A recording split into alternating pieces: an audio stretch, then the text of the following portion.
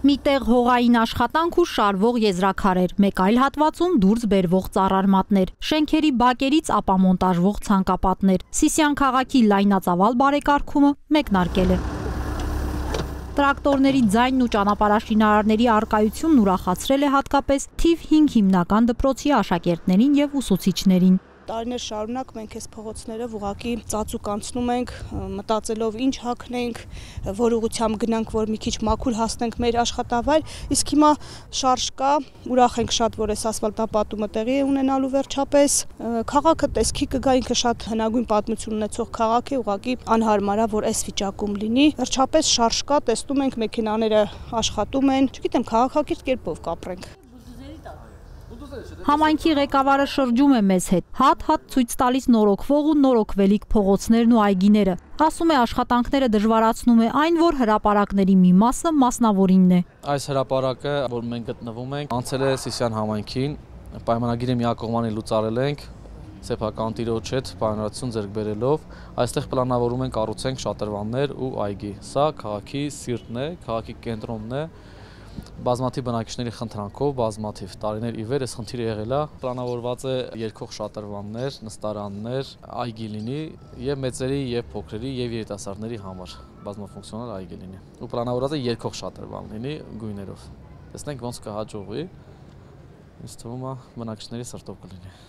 Սիսիանի Գետափնյա թաղամասի գրեթե բոլոր բակերը հիմնանորոգվում են։ Հովսեփ Առաքելյանի խոսքով բնակիչները առանց դժգոհելու համաձայնել են, որ 3 տասնամյակ առաջ բանջարանոցի վերածված շենքամերձ հատվածները գեղեցիկ զբոսայգիներ ու խաղահրապարակներ դառնան։ Աշխատանքները Նարդոս փողոցում կավարտվեն նախատեսվածից շուտ։ Լոռեցի Աշխեկը վստահեցնում է, աշնանն արդեն Գետափնյա թաղամասն անճանաչելի կլինի։ Հիմա այս պահին կատարվում է եզրաքարերի, եզրաշարերի աշխատանք են կատարում Նարդոս փողոցում։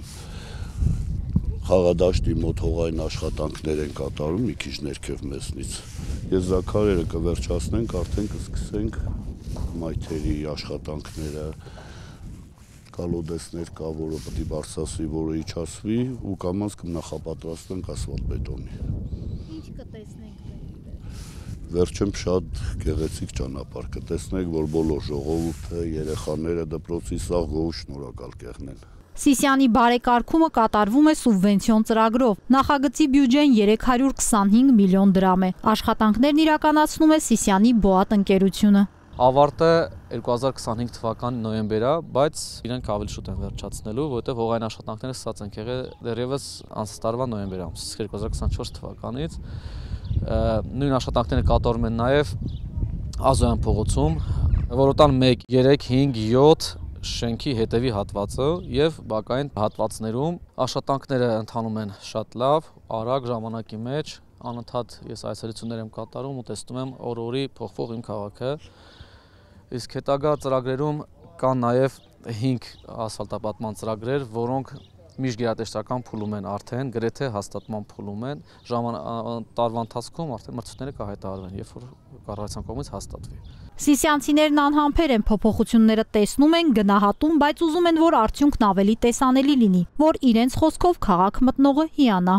Շրջապատը արդեն ամեն ինչը մաքուր է։ Հիմա հերթը հասնում է մեր շենքերի մոտ։ Հեսա կգան մեր շենքերի մոտ էլ ամեն ինչը կանեն, ասֆալտապատում, բան, ամեն ինչը։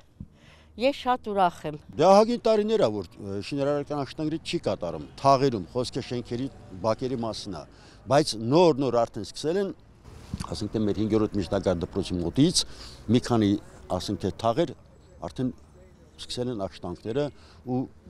ինձ անձամից թվում է, որ նորմալ արդեն աշխատանքները կկատարվի։ Շուտով ամառ է Սիսիանից Երևան ու տարբեր երկրներ մեկնած երիտասարդները հավանաբար գոնե 1 ամսով վերադառնալու են ծննդավայրի զովությունը վայելելու։ Տարեց քաղաքաբնակները նրանց կոչ են անում ընկերներին էլ հրավիրել ու ցույց տալ ծաղկող քաղաքը։